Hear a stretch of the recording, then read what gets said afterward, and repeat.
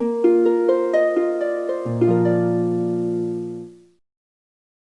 pessoal, tudo bem com vocês? Vamos iniciando mais uma aula de História.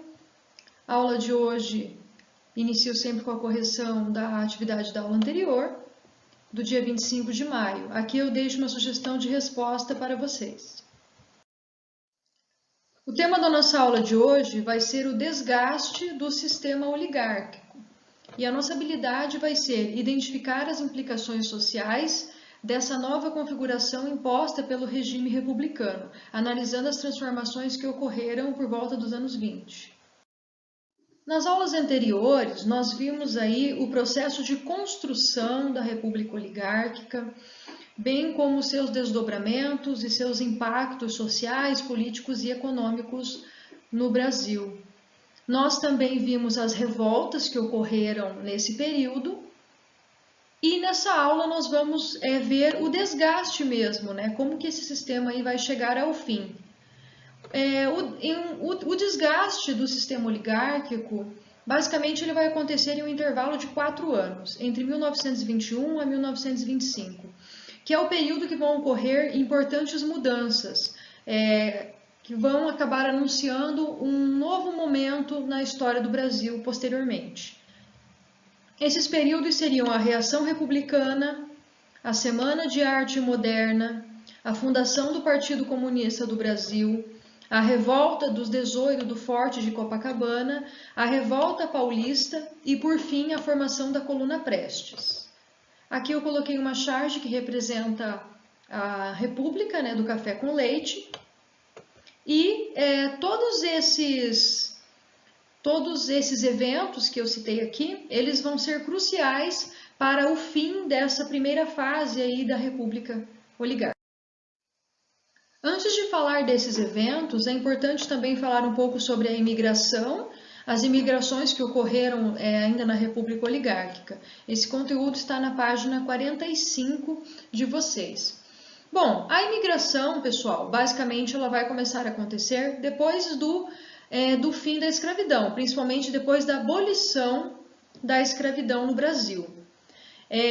Com a abolição, então, da escravidão em 88, nós temos uma elite brasileira que vai se preocupar como que o país vai se manter sem a escravidão, que era uma forma de manter a economia girando, muito utilizada.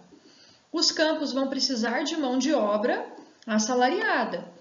E esses ex-escravizados, eles vão precisar de amparo e planejamento para serem integrados socialmente. Amparo esse que não vai ocorrer. No Brasil, nós não tivemos uma política de inserção desses ex-escravos à sociedade, o que vai depois complicar muito em várias questões. No entanto, nós vamos ter uma visão dessa elite brasileira muito preconceituosa, né? E essas oligarquias brasileiras, elas vão começar a propor um projeto de incentivo para que imigrantes europeus venham para o Brasil.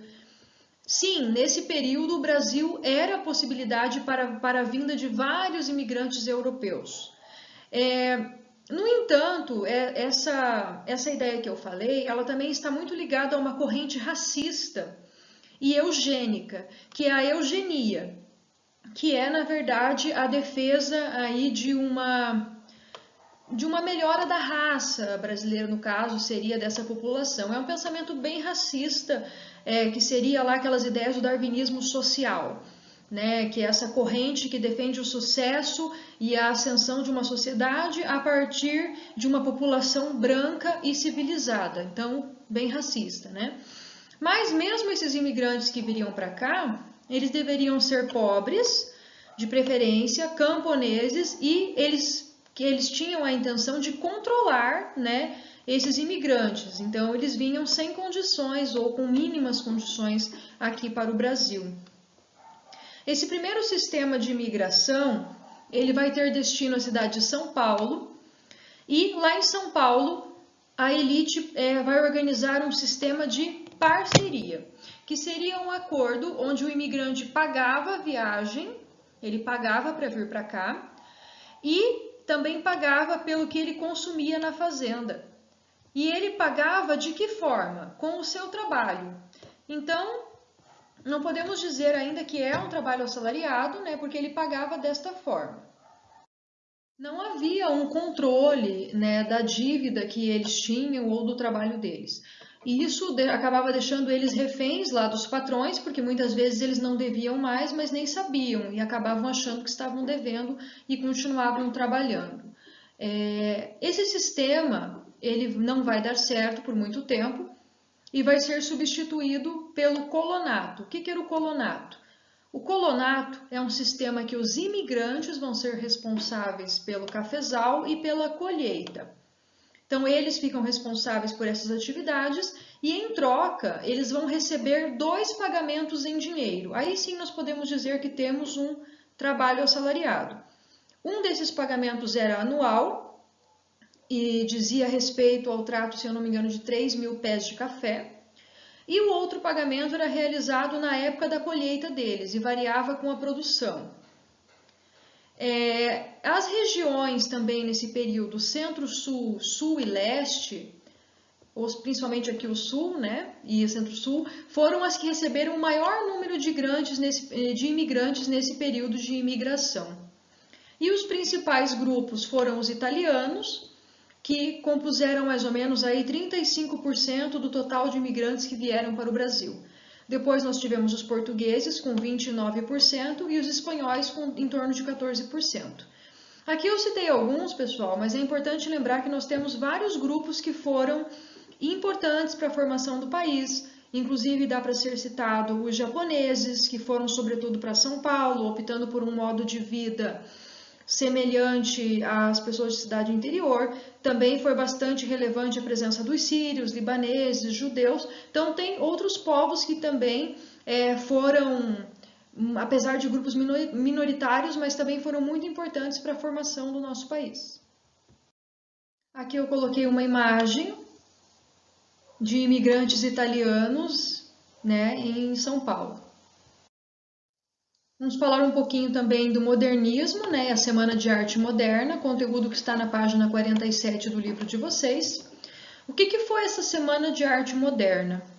Essa Semana de Arte Moderna, ela foi uma proposta de um novo olhar para a arte brasileira.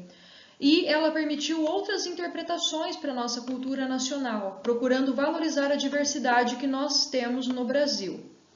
Esse evento, ele ocorreu no ano do centenário da nossa independência e ele vai buscar tornar também independente a nossa cultura. Essa semana, no entanto, não durou uma semana inteira. Ela durou de 13, né, entre os dias 13 e 17 de fevereiro, em São Paulo. Alguns dos artistas que se apresentaram nessa Semana de Arte Moderna, podemos citar Anita Malfatti, Di Cavalcanti, Villa-Lobos, né? Então nós vamos ter vários artistas aí importantes nessa semana. Mas essa manifestação artístico-cultural que foi realizada na Semana de Arte Moderna, ela foi muito criticada na época, porque muitos críticos do período, eles defendiam que a arte deveria ser tratada de forma mais tradicional. Na realidade, eles queriam seguir um padrão cultural de arte europeia, né? Então, essa proposta de valorizar a arte nacional não foi muito bem vista por eles na época. A gente pode dizer também que esse evento foi promovido pelo movimento modernista, que é um movimento que vai surgir depois da Primeira Guerra Mundial, e alguns movimentos que também surgem nesse mesmo período, como, por exemplo, o movimento do futurismo. E todos esses vão influenciar intelectuais e artistas do Brasil.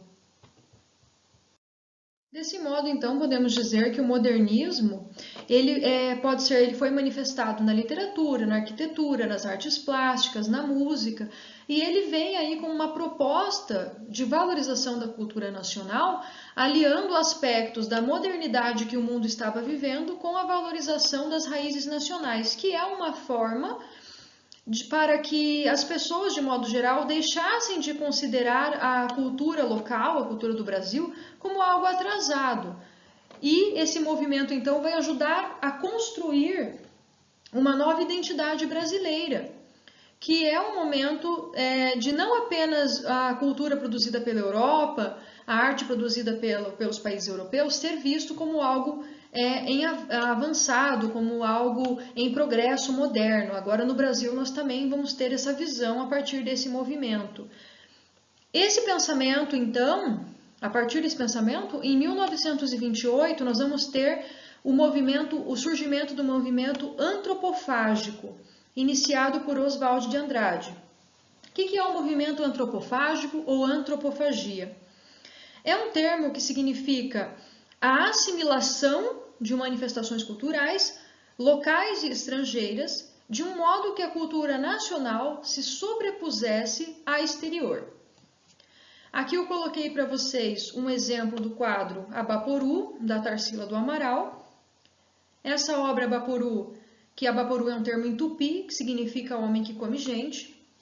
É um marco essa pintura do modernismo, do movimento modernista brasileiro, porque ela apresenta vários elementos de sincretismo cultural estético, que foi proposto pela Tarsila por meio da ideia da antropofagia. Sobre a aula de hoje, como proposta de atividade, eu vou pedir que vocês leiam as páginas 45 e 47 do livro didático. Bons estudos, até a nossa próxima aula!